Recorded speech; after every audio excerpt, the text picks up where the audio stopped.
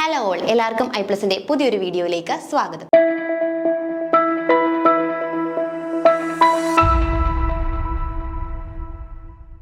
അപ്പം ജനുവരിയിൽ നടക്കാനിരിക്കുന്ന സെറ്റ് എക്സാമിന് ഇനി ഏകദേശം 60 ഡേയ്സ് കൂടെ ഉള്ളൂ അല്ലേ. അപ്പോൾ ഈ 60 ദിവസം എങ്ങനെ കൃത്യമായി യൂട്ടിലൈസ് ചെയ്യാം, എങ്ങനെ യൂട്ടിലൈസ് ചെയ്തുകൊണ്ട് ഫസ്റ്റ് ചാൻസിൽ തന്നെ സെറ്റ് ക്വാളിഫൈ ചെയ്യാം, ഏതൊക്കെ ഭാഗങ്ങളാണ് ഇമ്പോർട്ടൻ്റ് ആയിട്ട് നോക്കേണ്ടത് എന്നൊക്കെയുള്ള കാര്യങ്ങളാണ് നമ്മൾ ഇന്നത്തെ വീഡിയോയിൽ ഡിസ്കസ് ചെയ്യാനായിട്ട് പോകുന്നത്. അപ്പോൾ നമുക്കറിയാലേ, നമ്മുടെ സെറ്റ് ബോട്ടണിയുടെ സിലബസിൽ നമുക്ക് ഏകദേശം 6 മൊഡ്യൂളുകളുണ്ട്. ഓരോ മൊഡ്യൂൾസിനും അതിൻ്റെതായ ഇമ്പോർട്ടൻസ് ഉണ്ട്. അപ്പോൾ ആ ഒരു ഇമ്പോർട്ടൻസ് എങ്ങനെയൊന്ന് മനസ്സിലാക്കാമെന്ന് നമുക്ക് നോക്കാം. നോക്കിയേ, നമ്മുടെ പ്രീവിയസ് ഇയറിൽ, അതായത് 2024 ജനുവരിയിൽ നടന്നിട്ടുള്ള സെറ്റ് എക്സാമിന്റെ ക്വസ്റ്റ്യൻ പേപ്പർ ഒന്ന് അനലൈസ് ചെയ്തിരിക്കുകയാണ് അല്ലേ. ഇവിടെ നമുക്ക് ഓരോ മൊഡ്യൂൾസിൽ നിന്നും ചോദിച്ചിട്ടുള്ള ക്വസ്റ്റ്യനുകളുടെ എണ്ണമാണ് ഇവിടെ കൊടുത്തിട്ടുള്ളത്.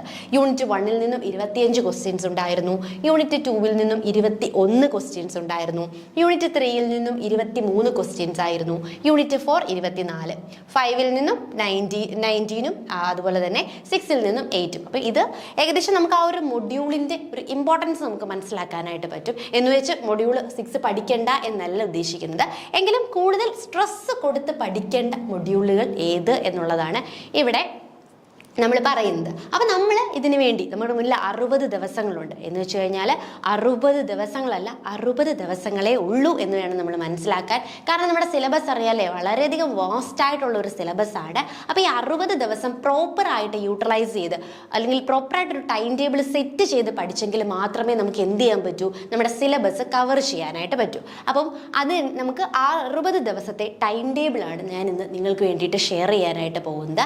ഈ ഒരു ടൈം ടേബിൾ നമുക്ക് പേഴ്സൺ ടു പേഴ്സൺ, അല്ലെങ്കിൽ ഓരോ വ്യക്തിക്കും വരുമ്പോൾ എന്ത് ചെയ്യാൻ പറ്റും, മാറ്റാനായിട്ട് സാധിക്കും. കാരണം ഇത് എൻ്റെ അക്കോർഡിങ്സ് ഞാൻ സെറ്റ് ചെയ്തിട്ടുള്ള, അല്ലെങ്കിൽ ഐപ്ലസ് സെറ്റ് ചെയ്തിട്ടുള്ള ഒരു ടൈം ടേബിളാണ് ഇത് എന്ന് പറയുന്നത്. അപ്പോൾ ചിലപ്പോൾ ചില ആൾക്കാർക്ക് എന്തായിരിക്കും, ഫിസിയോളജിക്ക് ഇത്രയും ദിവസം വേണ്ടായിരിക്കും, അല്ലെങ്കിൽ ഫിസിയോളജി അവരെ സംബന്ധിച്ച് കുറച്ചും കൂടി ഈസി ആയിരിക്കും, അവർക്ക് ബയോ കെമിസ്ട്രിക്കും ബയോടെക്കിനും ആയിരിക്കും കൂടുതൽ ദിവസങ്ങൾ കൊടുക്കേണ്ടതായിട്ടുള്ളത്.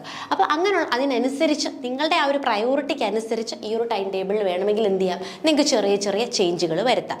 എന്നിരുന്നാലും ഈ ഒരു ടൈം ടേബിൾ വെച്ച് നിങ്ങൾ പ്രോപ്പറായിട്ട് ഐപ്ലസിനൊപ്പം പഠിക്കുകയാണ് എങ്കിൽ നിങ്ങൾക്ക് ഷുവറായിട്ടും സിലബസ് കവർ ചെയ്യാനും ഫസ്റ്റ് ചാൻസിൽ തന്നെ സെറ്റ് ക്വാളിഫൈ ചെയ്യാനുമായിട്ടും സാധിക്കും. അപ്പോൾ നമുക്ക് ആദ്യത്തെ 5 ദിവസത്തെ ഒരു ടൈം ടേബിളാണ് അല്ലേ നമ്മുടെ സ്റ്റഡി ഇന്ന് തൊട്ട്, അല്ലെങ്കിൽ നാളെ തൊട്ട് സ്റ്റാർട്ട് ചെയ്യുകയാണെങ്കിൽ നാളെ മുതലുള്ള ഒരു 5 ദിവസത്തേക്ക് നിങ്ങൾക്ക് പഠിക്കേണ്ട ടോപ്പിക്കുകളാണ് ഇത്. ഓരോ ടോപ്പിക്കുകളും കൃത്യമായിട്ട് പഠിക്കുക, അതിൽ നിന്നുള്ള ക്വസ്റ്റ്യൻസ് മാക്സിമം വർക്കൗട്ട് ചെയ്യുക എന്നുള്ളതാണ്. വെറുതെ പഠിച്ചാൽ മാത്രം പോരാ, ക്വസ്റ്റ്യൻസ് വർക്കൗട്ട് ചെയ്യാൻ ശ്രമിക്കുക.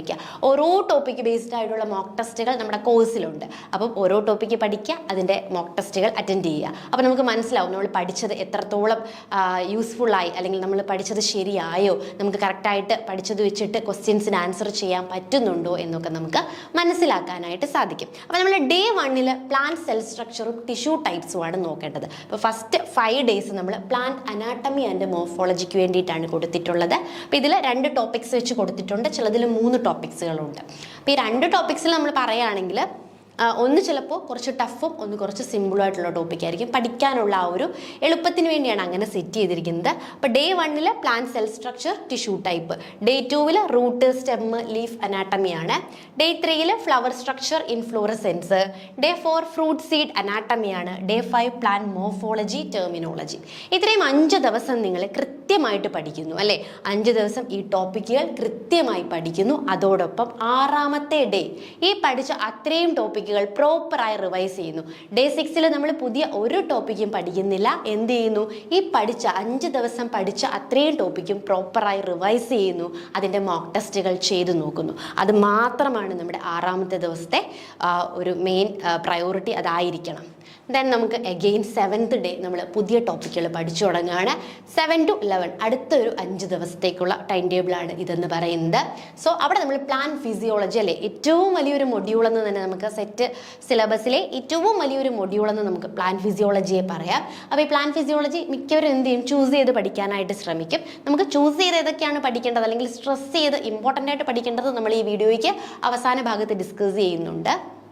സോ നമ്മൾ കംപ്ലീറ്റ് കവർ ചെയ്യാനായിട്ട് ഈ ഒരു ടൈം ടേബിളിൽ തന്നെ പോവുക. അതായത് ഡേ 7 നമ്മൾ ഫോട്ടോസിന്തസിസ്, റെസ്പിറേഷൻ മെക്കാനിസംസ് പഠിക്കുന്നു. Day 8 plant nutrition, mineral nutritions പഠിക്കുന്നു. Day 9 water relation, transpiration. Day 10 plant hormones അല്ലെ, വേരിയസ് ഹോർമോൺസുകളും അവയുടെ ഫങ്ഷൻസും. അതൊക്കെ നമുക്ക് പെട്ടെന്ന് തന്നെ പഠിച്ചു മാറ്റാവുന്ന കാര്യങ്ങളാണ്. ഇപ്പം ഏതെങ്കിലും ഒരു ടോപ്പിക്ക് ഡേ 9 തീർന്നില്ല എങ്കിൽ നമുക്ക് എന്ത് ചെയ്യാം, ഡേ 10 അത് യൂസ് ചെയ്യാനായിട്ട് പറ്റും. അപ്പം ഡേ 7 ഏതെങ്കിലും ഒരു ടോപ്പിക്ക് തീർന്നില്ല എങ്കിൽ നിങ്ങൾ ഈ ഒരു ദിവസം ഏതെങ്കിലും ടോപ്പിക്ക് നേരത്തെ നിങ്ങൾ കംപ്ലീറ്റ് ചെയ്യുകയാണെങ്കിൽ ആ ഒരു ഡേയിലെ ബാക്കി ടൈം എന്ത് ചെയ്യാം, നമുക്ക് റിമെയിൻ ആയിട്ടുള്ള ടോപ്പിക്കിന് വേണ്ടി യൂട്ടിലൈസ് ചെയ്യാം. അങ്ങനെ എഗെയിൻ നിങ്ങൾ ഒരു 5 ഡേ പഠിക്കുന്നു. 6ാമത്തെ അല്ലെങ്കിൽ ആ 12ാമത്തെ ദിവസം നമ്മൾ എഗെയിൻ എന്ത് ചെയ്യുന്നു, ഈ ഓരോ ടോപ്പിക്ക് വെച്ചിട്ടുള്ള മോക്ക് ടെസ്റ്റുകൾ അവൈലബിൾ ആണ്, അവയൊക്കെ ചെയ്ത് നോക്കുന്നു, ഒന്നുകൂടി റിവൈസ് ചെയ്ത് നോക്കുന്നു. ഇതോടൊപ്പം തന്നെ നമ്മൾ എന്ത് ചെയ്യണം, നമ്മുടെ 5th ഡേയിൽ നമ്മൾ പഠിച്ചു വെച്ചിട്ടുള്ള മോർഫോളജി ഉണ്ടല്ലേ, അതും കൂടി ഒന്ന് റിവൈസ് ചെയ്യാനായിട്ട് ട്രൈ ചെയ്യണം. അത് റിവൈസ് ചെയ്യാനായിട്ട് വീണ്ടും പഠിക്കണം എന്നല്ല, അതുമായി റിലേറ്റ് ചെയ്തിട്ടുള്ള മോക്ക് ടെസ്റ്റുകൾ ചെയ്ത് നോക്കണം.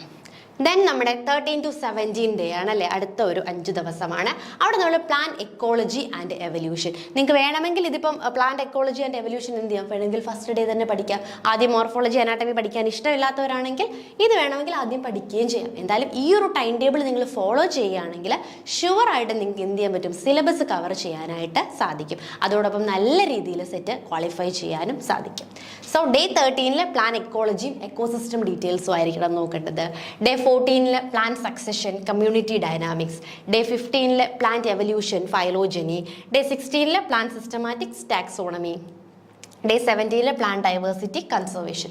അപ്പം വീണ്ടും നമ്മൾ ആ ഒരു 5 ദിവസം പഠിച്ചു കഴിയുമ്പോൾ 6ാമത്തെ ദിവസം, അതായത് 18ാമത്തെ ദിവസം നമ്മൾ വീണ്ടും എന്ത് ചെയ്യുന്നു, റെസ്റ്റ് ആണല്ലേ. പുതിയതായിട്ട് നമ്മുടെ ബ്രെയിനിന് ഒന്നും പഠിക്കാൻ കൊടുക്കുന്നില്ല. പഠിച്ച കാര്യങ്ങൾ നമ്മൾ എന്ത് ചെയ്യുക ചെയ്യുന്നത്, ജസ്റ്റ് ഒന്ന് ഇവാലുവേറ്റ് ചെയ്ത് അതിൻ്റെതായ മോക്ക് ടെസ്റ്റുകളും കാര്യങ്ങളും ഒക്കെ ചെയ്ത് ഏതെങ്കിലും പോർഷൻസ് നമ്മൾ വീക്കായിട്ടുണ്ടെങ്കിൽ അതൊന്നുകൂടി എന്ത് ചെയ്യുന്നു, ഒന്ന് റിവൈസ് ചെയ്ത് നോക്കുകയാണ് ചെയ്യുന്നത്. അങ്ങനെ നമ്മൾ 17 ഡേയ്സ് കണ്ടിന്യൂസ് അല്ലേ, 18 ഡേയ്സ് കണ്ടിന്യൂസ് ആയിട്ട് പഠിക്കുന്നു. ദെൻ നമ്മുടെ അടുത്ത 19 ഡേയ്സ് അല്ലേ, 19 to 23 ഡേയ്സ് നമ്മൾ ക്രിപ്റ്റോഗ്യാമസ് അല്ലെങ്കിൽ ജിംനോസ്പേംസിന് വേണ്ടിയിട്ടാണ് മെയിൻലി കൊടുക്കുന്നത്. അതായത് നമ്മുടെ ആൽഗി, ഫംഗസ്, ലൈക്കൻസ്, ടെറഡോഫൈറ്റ്സ്, ജിംനോ അവയെല്ലാം കൂടി ഉൾപ്പെടുത്തിയാണ് നമ്മൾ എന്ത് ചെയ്യുന്നത്, അടുത്തൊരു 5 ദിവസം പഠിക്കുന്നത്. അതിൽ 19 നമ്മൾ ആൽഗയും ഫംഗസും ലൈക്കണും പഠിക്കും അല്ലേ. നമുക്കറിയാം ആൽഗയുടെ ക്ലാസിഫിക്കേഷൻ, അതിൻ്റെ റിസർവ് ഫുഡ്, ഫംഗസ് ക്ലാസിഫിക്കേഷൻ, അതുപോലെ തന്നെ ലൈക്കൺ. ഇതുകൂടാതെ ഡേ 20 നമ്മൾ ബ്രയോഫൈറ്റ്സും ടെറിഡോഫൈറ്റ്സും കൂടി ആയിരിക്കും പഠിക്കുന്നത്. ഡേ 21 നമ്മൾ ജിംനോസ്പേംസും അതിൻ്റെ ക്ലാസിഫിക്കേഷൻസും പഠിക്കും. ഡേ 22 ജിംനോസ്പേംസിൻ്റെ മോർഫോളജി, ജിംനോസ്പേംസിൻ്റെ കൂടുതൽ കാര്യങ്ങൾ നമ്മൾ ഡീപ്പായിട്ട് പഠിക്കുന്നു. ഇവിടെ നമുക്ക് ജിംനോസ്പേംസിൻ്റെ കുറച്ച് കാര്യങ്ങൾക്ക് നമ്മൾ കുറേ അധികം ദിവസങ്ങൾ കൊടുത്തിട്ടുണ്ട്. അപ്പം നിങ്ങൾക്ക് ഇവിടെ എവിടെയെങ്കിലും ആൽഗയോ ഫംഗസോ ഒന്നും തീർന്നില്ലെങ്കിൽ എന്ത് ചെയ്യാം, ഈ ദിവസങ്ങൾ നമുക്ക് ജിംനോസ്പേംസിന് വേണ്ടി, ജിംനോസ്പേംസിൻ്റെ ദിവസങ്ങൾ വേണമെങ്കിൽ ഇതിനു വേണ്ടിയും യൂട്ടിലൈസ് ചെയ്യാം. അപ്പോൾ അതൊക്കെ നിങ്ങളുടെ ആ ഒരു ലോജിക്കിനനുസരിച്ച് എന്ത് ചെയ്യുക, അങ്ങോട്ടേക്കും ഇങ്ങോട്ടേക്കും ഓൾട്ടർ ചെയ്യുക. സോ ഡേ നമ്മൾ 24th ഡേയിൽ വീണ്ടും എന്ത് ചെയ്യുന്നു, ഈ സംഭവങ്ങളെല്ലാം റിവൈസ് ചെയ്യുകയാണ് ചെയ്യുന്നത്. ദെൻ 25 to 29 ഡേയിൽ എഗെയിൻ നമ്മൾ ആൻജിയോസ്പേംസ് അല്ലേ, ആൻജിയോസ്പേംസിൻ്റെ ഇവല്യൂഷൻ, അതിൻ്റെ classifications, monocot, dicot anatomy, flower structure, pollination, fruit seed dispersal, angiosperms ecology, ഓരോന്നിൻ്റെയും എക്കണോമിക് ഇമ്പോർട്ടൻസ് ഡീറ്റെയിൽസും മറ്റുമാണ് നമ്മൾ എന്ത് ചെയ്യുന്നത് 25 to 29 ഡേയിൽ പഠിക്കുന്നത്. എഗെയിൻ 5ാമത്തെ ദിവസം കഴിഞ്ഞ് 6ാമത്തെ ആ ഒരു ദിവസം നമ്മൾ പുതിയതായിട്ടൊന്നും പഠിക്കുന്നില്ല, ബ്രെയിൻ റെസ്റ്റാണ്. നമ്മൾ കൂളായിട്ട് ഇരുന്നിട്ട് എന്ത് ചെയ്യുന്നു, പഠിച്ച കാര്യങ്ങൾ പ്രോപ്പറായിട്ട് റിവൈസ് ചെയ്ത് നോക്കുന്നു, മോക്ക് ടെസ്റ്റുകൾ അറ്റൻഡ് ചെയ്ത് നോക്കുന്നു. വീക്കായിട്ടുള്ള പോർഷൻ ഏതാണ്, സ്ട്രോങ് ആയിട്ടുള്ള പോർഷൻ ഏതാണെന്ന് നമ്മൾ തിരിച്ചറിയുന്നു. ഇത് കൂടാതെ നമ്മൾ പ്രീവിയസ് ഡേയിൽ റിവൈസ് ചെയ്ത് ആ ടോപ്പിക്കുമായി ബന്ധപ്പെട്ട ഒരു മോക്ക് ടെസ്റ്റും കൂടി അറ്റൻഡ് ചെയ്യണം. അപ്പോൾ ഈ ഒരു ദിവസം 2 മോക്ക് ടെസ്റ്റുകളെങ്കിലും നമ്മൾ എന്ത് ചെയ്തിരിക്കണം, മിനിമം അറ്റൻഡ് ചെയ്തിരിക്കണം. ദെൻ നമ്മളൊരു 31 to 35 ഡേയ്സ് ആയിട്ടുണ്ട്. അവിടെ നമ്മൾ ജെനറ്റിക്സ് ആണല്ലേ, Mendelian genetics, inheritance, molecular biology, DNA technology, plant breeding hybridization, plant biotechnology, genetic engineering, plant genetic resource conservation, ഈ ടോപ്പിക്കുകളൊക്കെ ആയിരിക്കും നമ്മൾ എന്ത് ചെയ്യുന്നത് ഈ ഒരു 31 to 35 ഡേയിൽ നമ്മൾ കൂടുതലായിട്ട് നോക്കുന്നത്. നെക്സ്റ്റ് 37 to 41 ഡേയിൽ നമ്മൾ എന്താണ്, പത്തോളജി, മൈക്രോബയോളജിക്കാണ് നമ്മൾ കൂടുതൽ ഇമ്പോർട്ടൻസ് കൊടുക്കുന്നത്. ഇപ്പോൾ ഈ ഭാഗങ്ങളിൽ നിന്നൊക്കെ ധാരാളം ക്വസ്റ്റ്യൻസ് വൈറസുമായി റിലേറ്റ് ചെയ്തിട്ടൊക്കെ ധാരാളം ക്വസ്റ്റ്യൻസ് ചോദിച്ച് കാണാറുണ്ട്. അപ്പോൾ നമ്മൾ എന്ത് ചെയ്യുക, ഡേ 37 പ്ലാന്റ് ഡിസീസ് അല്ലേ, വേരിയസ് പ്ലാന്റ് ഡിസീസും അതിൻ്റെ കോസേറ്റീവ് ആയിട്ടുള്ള പത്തോജനെ കുറിച്ചും പഠിക്കുന്നു.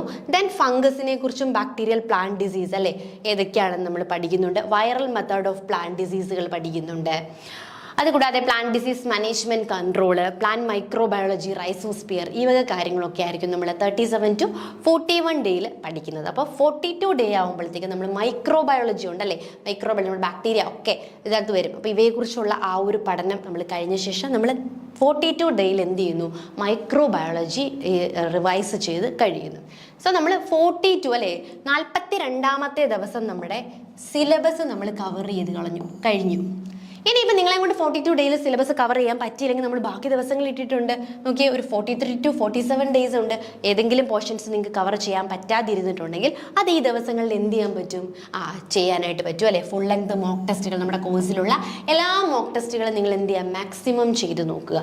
അതുകൂടാതെ നമുക്ക് ലാസ്റ്റ് ഒരു 14 to 16 ഡേ ഉണ്ട്, ഫൈനൽ റിവിഷനാണ്. നിങ്ങൾക്ക് മനസ്സിലാവും മോക്ക് ടെസ്റ്റുകൾ അറ്റൻഡ് ചെയ്ത് കഴിയുമ്പം എൻ്റെ പഠനം കറക്റ്റായിട്ടുള്ള വെയിലായിരുന്നു, അല്ലെങ്കിൽ ഞാൻ ഇന്ന ഭാഗത്ത് വീക്കാണ് എന്നുള്ള കറക്റ്റായിട്ടുള്ള ഐഡിയ നിങ്ങൾക്ക് കിട്ടും. അപ്പോൾ അത് വെച്ചിട്ട് നിങ്ങൾ എന്ത് ചെയ്യുക, നിങ്ങളെ ഇമ്പ്രൂവ് ചെയ്യാനായിട്ടുള്ള ഒരു ദിവസങ്ങളാണ് 48 to 60. നിങ്ങളെ തന്നെ സ്വന്തമായി പുഷ് ചെയ്യണം അല്ലേ.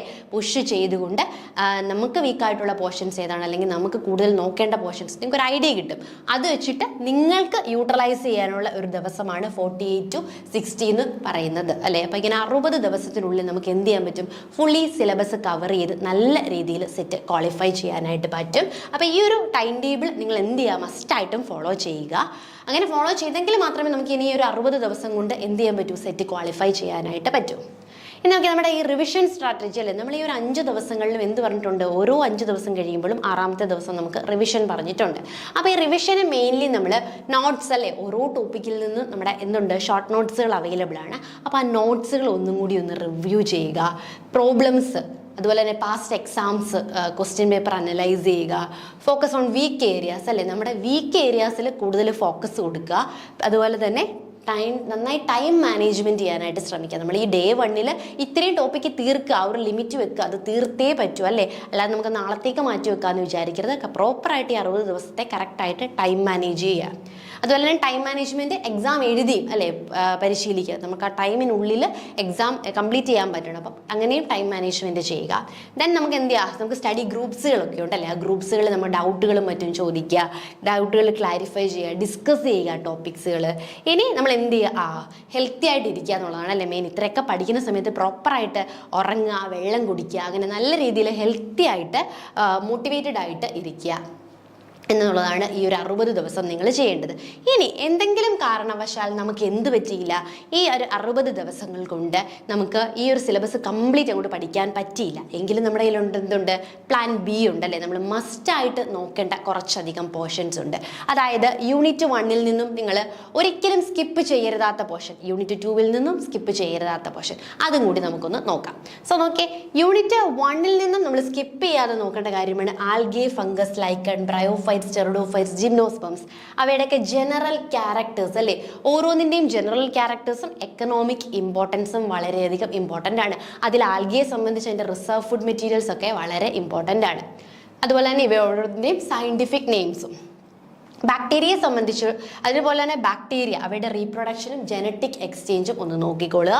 വൈറസിന്റെ സ്ട്രക്ചർ, ക്ലാസിഫിക്കേഷൻ, അതുപോലെയുള്ള ഈ 3-4 ടേമുകളുണ്ടല്ലേ, റിട്രോ വൈറസ്, വൈറോൺ, വൈറോയിഡ്സ്, ബ്രയോൺസ്, ഈ ടേമുകളും പ്രോപ്പറായിട്ട് നോക്കുക.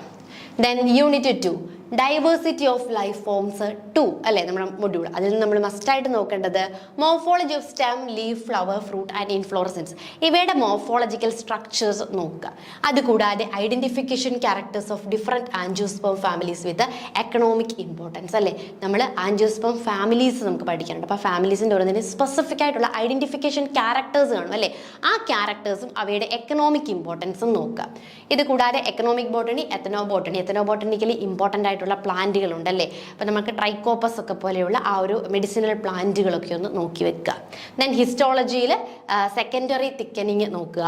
മൈക്രോ ടെക്നിക്കിൽ വേരിയസ് ഫിക്സേറ്റീവ് സ്റ്റെയിൻസ് അല്ലേ, ആസിഡ് സ്റ്റെയിൻസ്, ബേസിക് സ്റ്റെയിൻസ്, അങ്ങനെയുള്ള നേച്ചർ സ്റ്റെയിൻസുകൾ നോക്കുക.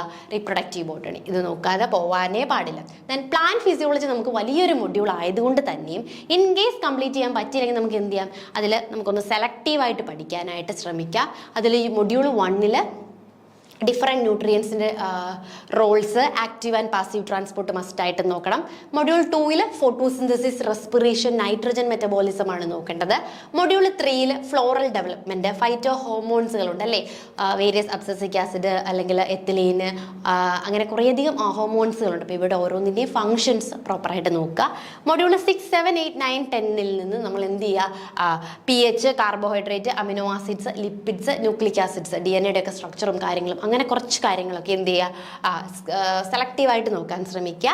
മൊഡ്യൂൾ 11 നിന്നും എൻസൈംസിൻ്റെ ക്ലാസിഫിക്കേഷനും അതിൻ്റെ എൻസൈം കൈനറ്റിക്സും ഒന്ന് നോക്കാനായിട്ട് ശ്രമിക്കാം. അതുപോലെ തന്നെ 13 ഞാൻ മൊഡ്യൂൾ 12 സ്കിപ്പ് ചെയ്തതല്ല.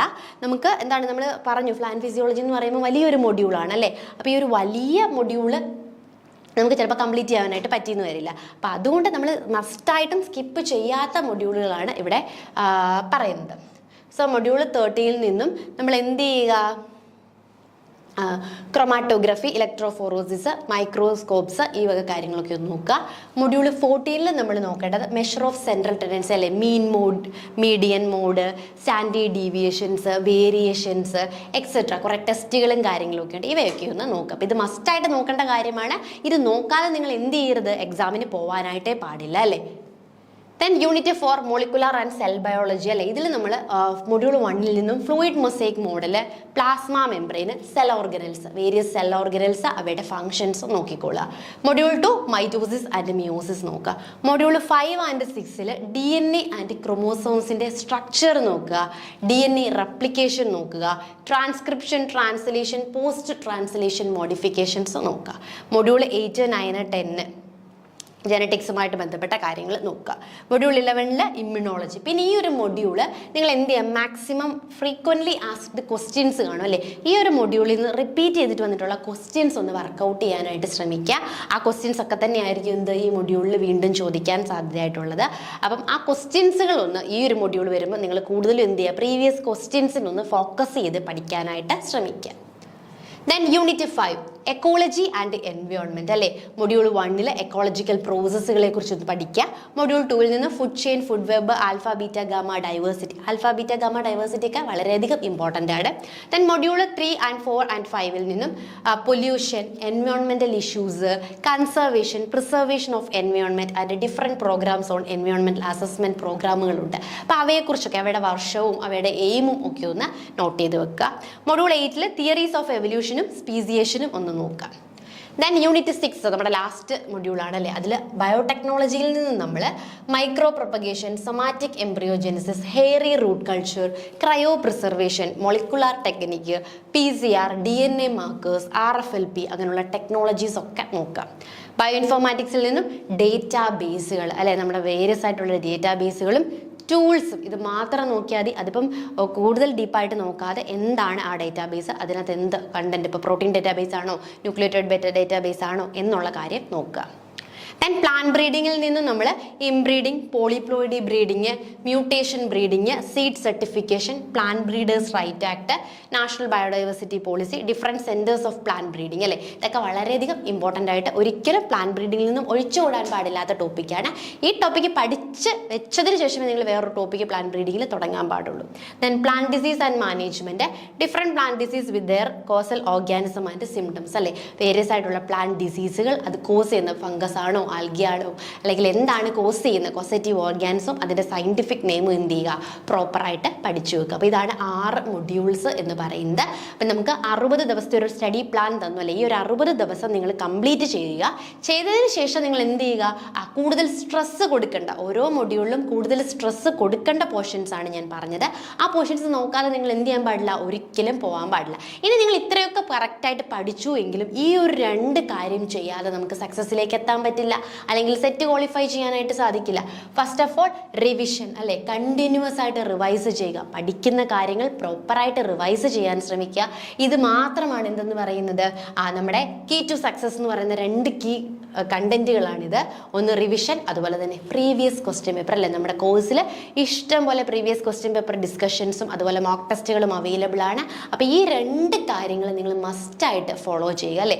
ഈ ഒരു ടൈം ടേബിളും ഫോളോ ചെയ്ത് അതോടൊപ്പം റിവൈഷനും പാറ്റേണും പ്രീവിയസ് ക്വസ്റ്റ്യൻ പേപ്പറും കൂടി നിങ്ങൾ ഫോളോ ചെയ്യുകയാണെങ്കിൽ ഉറപ്പായിട്ടും നിങ്ങൾക്ക് ഈ ഒരു തവണ അല്ലെങ്കിൽ ഈ ഒരു ഫസ്റ്റ് ചാൻസിൽ എഴുതുന്നവരാണെങ്കിൽ നിങ്ങൾക്ക് ഫസ്റ്റ് ചാൻസിൽ തന്നെ സെറ്റ് ക്വാളിഫൈ ചെയ്യാനായിട്ട് സാധിക്കും. ഇത് കൺഫേം ആയിട്ട് നിങ്ങൾക്ക് ചെയ്യാൻ പറ്റും. പലരുടെയും അനുഭവത്തിൽ നിന്ന് പറഞ്ഞിട്ടുള്ള കാര്യമാണിത്.